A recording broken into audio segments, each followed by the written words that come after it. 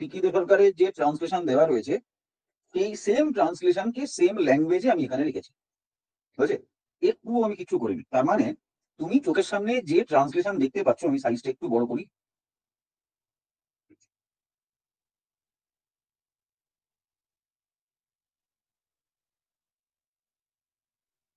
তুমি বাংলা প্যাসেজ যেটা দেখতে পাচ্ছ বাবা, এই একই প্যাসেজ পিকি সরকারে দেওয়া আছে। তার এগেনস্টে এই যে ট্রান্সলেশনটা লেখা রয়েছে, এইটাও একদম একই রকম ভাবে পিকি সরকারে দেওয়া আছে। সেম, কোনো চেঞ্জ হয়নি। যা দেওয়া ছিল ওরা যা করে দিয়েছে, আমরাও সেই একই জিনিস লিখেছি, আমি কোনো চেঞ্জ করিনি এর মধ্যে। নাও দ্য পয়েন্ট ইজ, আমার যেটা বলার বক্তব্য সেটা হচ্ছে যে অধিকাংশ বাচ্চা চাইবে এটাকে মুখস্থ করতে। তোমাদের হাতে যেটুকু সময় আছে, তোমরা চেষ্টা করো এই প্যাসেজ গুলোর একটা বেটার ভার্সন নিজেরা তৈরি করে রাখতে। তার মানে বাংলা যেমন আছে তেমন আছে, বাংলা থেকে যে ইংরেজিটা দেওয়া রয়েছে, তোমরা এটাকে মুখস্থ না করে বা সরাসরি না টুকে যেটুকু সময় তোমাদের হাতে রয়েছে, তোমরা চেষ্টা করো যে এই ইংরেজিটাকে একটুখানি নিজের মতন করে ফর্ম করে রাখতে। তাহলে দেখবে বাবা অনেকটা বেনিফিট পাবে হচ্ছে পরীক্ষার সময় লিখে আসবে। তার মানে তোমাকে কিন্তু বাকি পাঁচজনের সঙ্গে সেম আনসার লিখতে হলো না। তোমার প্রশ্ন তোমার চেনা, কিন্তু প্রশ্ন চেনা হলেও উত্তর কিন্তু সবাই যেটা লিখে আসে তুমি সেটা লিখছো না, তুমি কিন্তু একটা তুলনামূলক বেটার আনসার ডেলিভার করার সুযোগ পাবে। কাজটা কিভাবে করতে হবে সেটা আমি তোমাকে এখন শিখিয়ে দেবো, ঠিক আছে? কি করতে হবে সেটা বলে দিলাম। এখন প্রশ্ন হচ্ছে কিভাবে করতে হবে, এটা জানাটা আরো বেশি জরুরি। তা কিভাবে করতে হবে সেটা আমি তোমাকে এখনই একবার শিখিয়ে দিচ্ছি। আমি বেশ কয়েকটা প্যাসেজ নিয়েছি, আমি এই প্যাসেজ গুলো এখন তোমাদেরকে করিয়ে দেবো। যে ইংরেজিটা লেখা আছে সেই ইংরেজিটা একদম স্পষ্ট করে পরীক্ষার সময়, মানে যে ইংরেজিটা বইতে লেখা আছে এক্স্যাক্টলি সেটাকেই এখানে ট্রান্সলেট করে লেখা আছে। আমি কোনো চেঞ্জ করিনি, হলো? কিন্তু এখন আমি যেটা করবো সেটা হচ্ছে আমি এটাকে ইম্প্রোভাইজ করবো। হুম। দেখো, বলছে ছাত্রদের নিজস্ব কর্তব্য আছে। Hmm. Students have their own duties, একদম লাইন টু লাইন ট্রান্সলেট করে দেওয়া আছে, বুঝেছে? বাবা এই সেন্টেন্সটাকে যদি ইম্প্রোভাইজ করতে হয় আমাকে, তাহলে আমি কিভাবে লিখতে পারি বলতো? Students have their own responsibilities, students accountabilities. Have their, বেশ,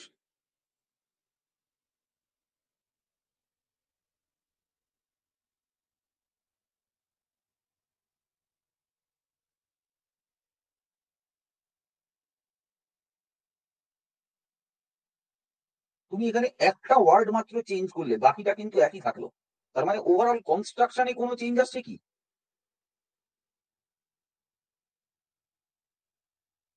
ওভারঅল কনস্ট্রাকশনটাকে কি আমি কোনোভাবে ওভারকাম করতে পারলাম? না, এইটা আমি বোঝানোর চেষ্টা করছি। একটা দুটো ওয়ার্ড চেঞ্জ করাটা আমার উদ্দেশ্য হতে পারে না। উদ্দেশ্য হতে পারে হচ্ছে যে আমি এক্সামিনারকে সম্পূর্ণ নতুন একটা ভাবনা দেখাচ্ছি, যেটা আমার আগে কেউ ভাবেনি।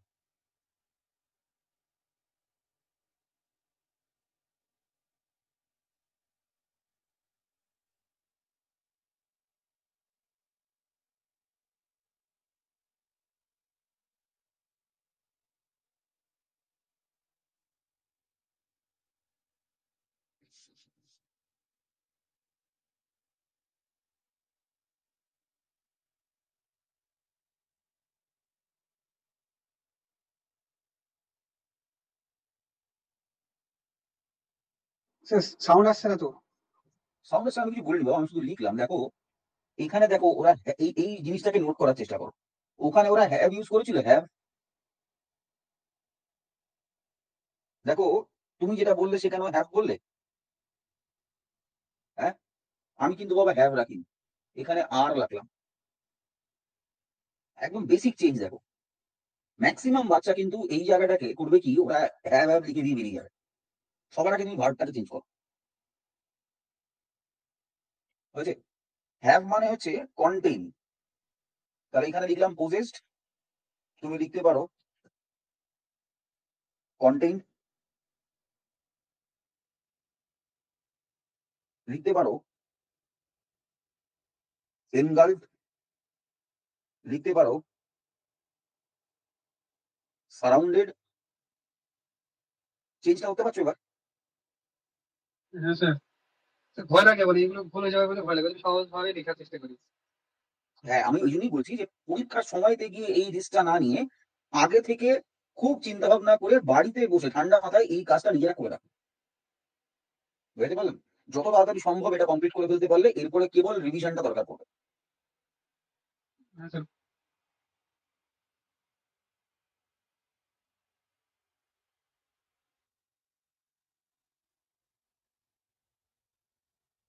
স্যার অ্যাবজর্ব হ্যাঁ করো, এতে কোনো সমস্যা নেই। একদম।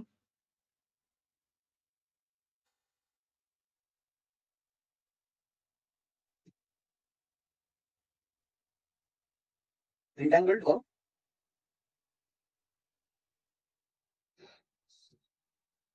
আচ্ছা, বাংলাটায় কি বলছে দেখো, ছাত্রদের নিজস্ব কর্তব্য আছে, হয়েছে। এই নিজস্ব কর্তব্যকে ওরা লিখেছে ওন ডিউটিস বা ওন রেসপন্সিবিলিটিস। বাবা এই জায়গাটায় কিভাবে সাজাবে বলতো? এই যে ওন ডিউটিস বা ওন রেসপন্সিবিলিটিস না লিখে কিভাবে এই জায়গাটাকে তৈরি করবে বলতো?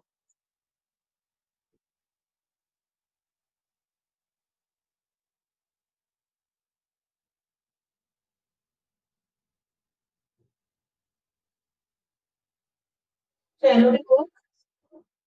আগে বলো।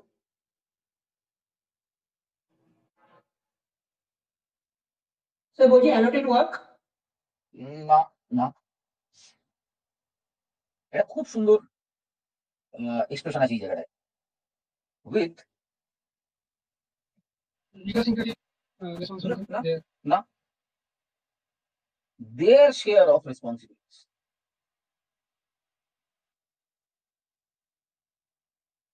ওন না বাবা, ওন কথাটাকে এবার কাটিয়ে বেরো। এখানে লেখা হচ্ছে দেয়ার শেয়ার অফ রেসপন্সিবিলিটিস।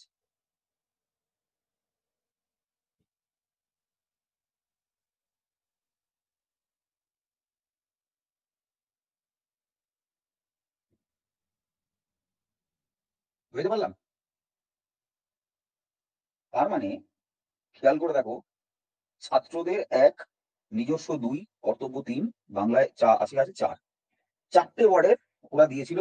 সেটাকে যখন তুমি, ওরা যখন ট্রান্সলেট করে দিয়েছে আমাদেরকে, সেখানে দেখো students have their own responsibilities, ওনটা হাটিয়ে দিল স্টুডেন্টস হ্যাভ দেয়ার ডিউটিস বা রেসপন্সিবিলিটিস। ওরা পাঁচটা ওয়ার্ডে লিখেছিল, আমরা লিখলাম দেখো একটা, দুটো, তিনটে, চারটে, পাঁচটা, ছটা, সাতটা, আটটা। বুঝতে পারলাম? এই আমি ট্রান্সলেশনটাকে পার্সোনালাইজ করা শুরু করলাম। স্যার এখানে তো ওয়ার্ড লিমিটের কোনো ব্যাপার নেই না? নেই তো, ওটাই তো সুবিধে, ওয়ার্ড লিমিট নেই তো। তার মানে তুমি কপি বুক কাজটা না করে তুমি কিন্তু কনভেনশনের বাইরে হাঁটতে শুরু করলে, এইখান থেকে তুমি নাম্বার পাওয়া গেইন করা শুরু করবে আর কি। ট্রান্সলেশনে স্কোর করার প্রাথমিক শর্ত হচ্ছে এইটা, that you have understood the text, তুমি সেটা পড়েছো, তুমি সেটা বুঝেছো, এবং তারপরে তুমি তোমার নিজের ইনপুট দেওয়া শুরু করলে।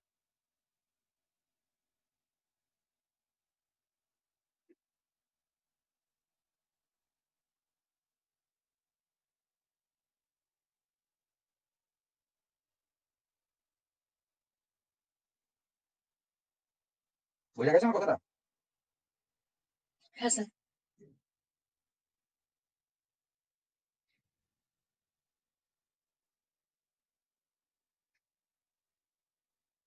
স্যার অ্যাবজর্ব ইন আর উইথ এর মধ্যে তফাৎটা কি? অ্যাবজর্বড ইন কথাটার মানে হচ্ছে কোনো কিছুর মধ্যে একেবারে কর্ণ। মানে কোনো কিছুকে খুব মন দিয়ে গ্রহণ করা আর কি, হ্যাঁ, ডুবে যাওয়া যেটাকে বলি আমরা, ঠিক আছে। আর অ্যাবজর্বড উইথ বা অ্যাবজর্বড বাই আমরা বলি, তার মানে হচ্ছে কোনো কিছুকে গ্রাস করে নেওয়া। যেন বাচ্চাটা পড়ছে, হলো, তাহলে অ্যাবজর্বড ইন হি স্টাডিজ, হলো। আবার অ্যাবজর্বড বাই ডার্কনেস আমরা বলি, তার মানে সে অন্ধকার জগতে যুক্ত হয়ে গেছে।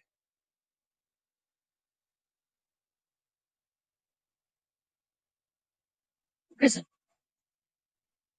দেখো বলছি নিজেদের প্রতি এইখানে দেখো গন্ডগোলটা কোন জায়গাটায় হয়, যখন এই যে পরপর কমা দেওয়া আছে আমরা বুঝি কি, আমাদেরকে সেম অর্ডার মেনটেন করতে হবে, এবং উই রিক্রিয়েট, এই সেন্টেন্সটাকে আমরা রিক্রিয়েট করি কিভাবে, যে একদম পর পর পর পর এক্সাম্পলের মতন ওগুলো বসাতে থাকি। দেখো, নিজেদের প্রতি, পিতামাতার প্রতি, আত্মীয় স্বজনের প্রতি, দেশের প্রতি, সাময়িকভাবে সমাজের প্রতি তাদের কর্তব্য আছে। সেম সেন্টেন্স দেখো। এইবার দেখো একই জিনিস, they have their duties to themselves, to their parents, relatives, country and to the society at large. নিঃসন্দেহে বাজে সেন্টেন্স। এবার এটাকে যদি ইম্প্রোভাইজ করতে হয় তাহলে কিভাবে করবো সেটা বল। আগের সেন্টেন্সটা মোটামুটি দেখে নিয়েছো, একটা ধারণা হয়েছে যে আমরা কি চাইছিলাম সেখান থেকে। এইবারে বলো they have duties to themselves.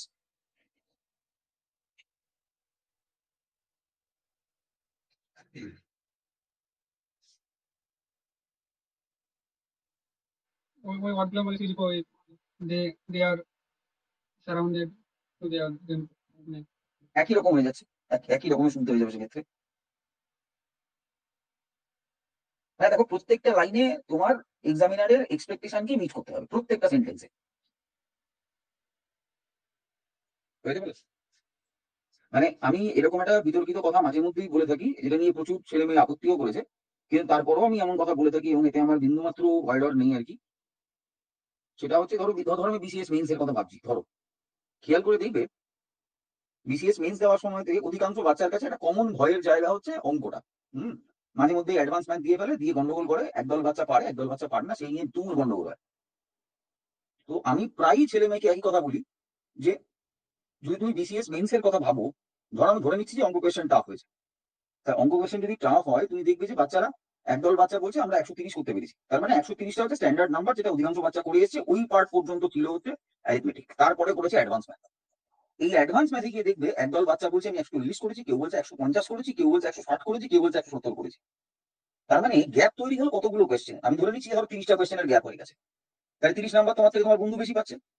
আমি ঠিক এটাই বোঝানোর চেষ্টা করছি, বাবা 30টা অঙ্ক বেশি করে নাম্বার পাওয়ার থেকে তার মানে হচ্ছে যে ওই 30টা অঙ্ক ঠিক করার জন্য সে অন্তত 600খানা টাইপ বা 600খানা অঙ্ক বেশি প্র্যাকটিস করেছে। 600খানা অঙ্ক তোমার থেকে বেশি প্র্যাকটিস করা মানে তোমার থেকে অন্তত 30 থেকে 40 ঘন্টা অঙ্কে বেশি সময় দিয়েছে, যদি না সে আদারওয়াইজ ট্যালেন্টেড হয়ে থাকে। তার মানে 30টা অঙ্ক মানে 30টা সম্ভাবনা, 30টা সম্ভাবনা মানে হচ্ছে 30টার জন্য 30,000 ঘন্টা সময় আলাদা করে ইনভেস্ট করা সেই অঙ্ক শেখার জন্য। তার থেকে বুদ্ধিমানের কাজ হচ্ছে যে ইংরেজি বা বাংলাতে আমি জাস্ট ওই দুটো পেপারে 10খানা নতুন সেন্টেন্স লিখবো, 10টা, 5টা টপিক, প্রত্যেকটা দুটো করে অনেক অ্যাভারেজ। আমি ওই 30-40 নম্বরের ঘাটি তুলে বার করে নিয়ে চলে আসবো। ভাবতেই হবে না যে আমার কোনো এক বন্ধু 600 ঘন্টা ধরে অঙ্ক করছে কেবলমাত্র অঙ্কে 30 নাম্বার বেশি পাবে বলে, মাথায় ঘামাবো না আমি ওটা নিয়ে। আমি কাজ হবে হচ্ছে ইংরেজি বা বাংলাকে এই জায়গাটায় পুরোপুরি কাজে লাগানো। আমি প্রত্যেকটা সেন্টেন্স যখন লিখবো অত্যন্ত সুচিন্তিত হবে এবং প্রত্যেক সেন্টেন্সে আমি চেষ্টা করবো আগেরটাকে ছাপিয়ে যাওয়ার। শুধু একটু কনসিয়াস এফোর্ট লাগবে, আর কিছু লাগবে না। অনেক সহজে অনেক বেশি নাম্বার তুলে আনা যায় এবং পুরোনো ঘাটতি ঢেকে দেওয়া যায়। দেখো বলছি রেসপন্সিবিলিটি, ওরা প্রথমে ডিউটিস বলেছিল, পরের লাইনেও ডিউটিস লিখেছে। তুমি কখনোই এরকম কেসে দুটো ওয়ার্ড সেম রাখতে যাবে না। তুমি যেহেতু প্রথম লাইনে রেসপন্সিবিলিটিস লিখে ফেলেছো, পরের লাইনে তুমি চাইলে ডিউটিস রাখতে পারো, বা ডিউটি যদি না রাখো তাহলে কি রাখতে পারো বলো দেখি।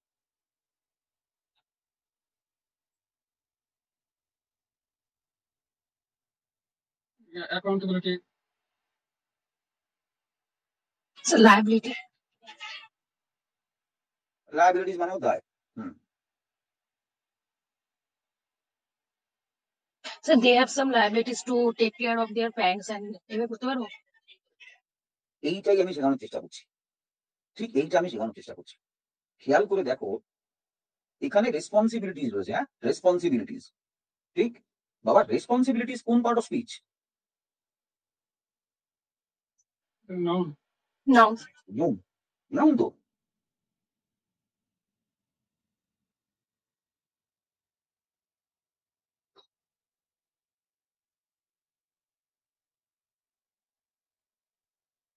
দাঁড়া, এখন যা আমি স্পেসিং গন্ডগোল করে ফেলেছি। হ্যাঁ,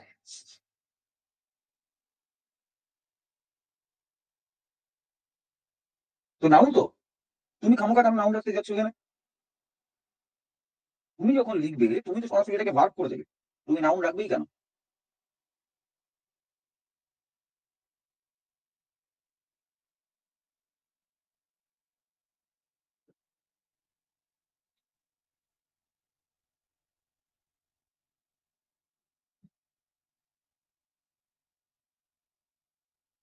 বুঝতে পেরেছো কথাটা আমার?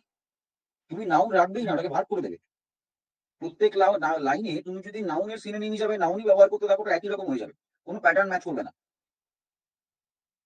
এটা অ্যাডজেক্টিভ হলো তো, দে আর অ্যাকাউন্টেবল। হ্যাঁ হ্যাঁ, বললাম তো। তার মানে তোমাকে 5টা স্পিচ চেঞ্জ করতে হবে, বুঝতে পারলাম? এইবারে খেয়াল করে দেখো এখানে লেখা রয়েছে আর ভার্ব, এখানে রাখলাম। এখানে আমি বি ভার্বের পরে third form of main verb ব্যবহার করেছিলাম।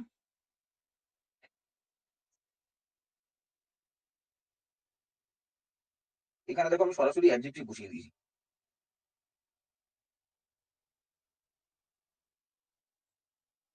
বুঝতে পেরেছো? দে আর লায়াবল টু, কাদের প্রতি লায়াবল গো? নিজেদের লিখেছে প্রতি তার টু দেমসেলফ, পিতা মাতা। Their parents, relatives and to the country, to the society at large. এবার তাহলে পরপর আমাকে এক্সাম্পল বসিয়ে যেতে হবে।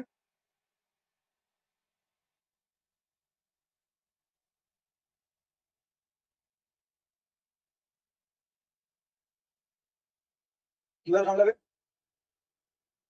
এই জায়গাটা তোমার সামনে আসবে হচ্ছে,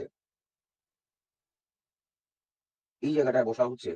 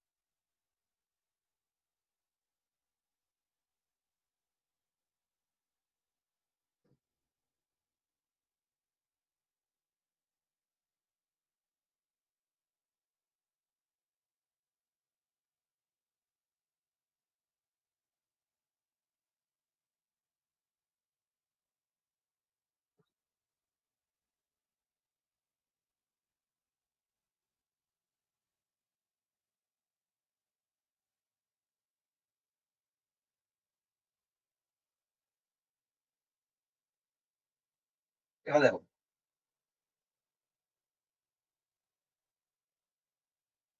পেরেন্টস, রিলেটিভস হাবি জাবি এত কিছু এক্সাম্পল লেখার প্রয়োজনই নেই, সরাসরি লিখে দেবে হচ্ছে দেয়ার কিনস।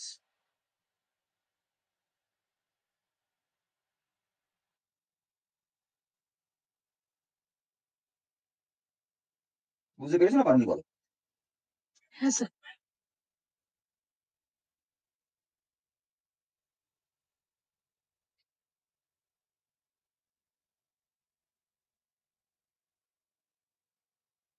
কার কার ডাউট হচ্ছে বাবাটা বুঝতে?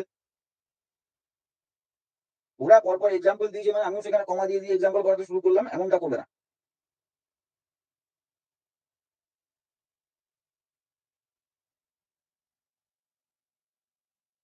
এক্সাম্পল দুটো দুটো করে ভাগ করে নেওয়া হলো। হুম, এইবার একটা দারুণ নির্দিষ্ট জিনিস শিখিয়ে দিচ্ছি, এবার একটা দারুণ জিনিস শিখিয়ে দিচ্ছি, আমাকে পরে ধন্যবাদ বললেও হবে। বাট অলসো, মানে গ্রামার শেখার সময় নট অনলি বাট অলসো লিখেছো, ইংরেজি লেখার একটা দুর্দান্ত টেকনিক বলে দিচ্ছি। বাট লিখে এখানে অ্যাজ ওয়েল করে দেবে।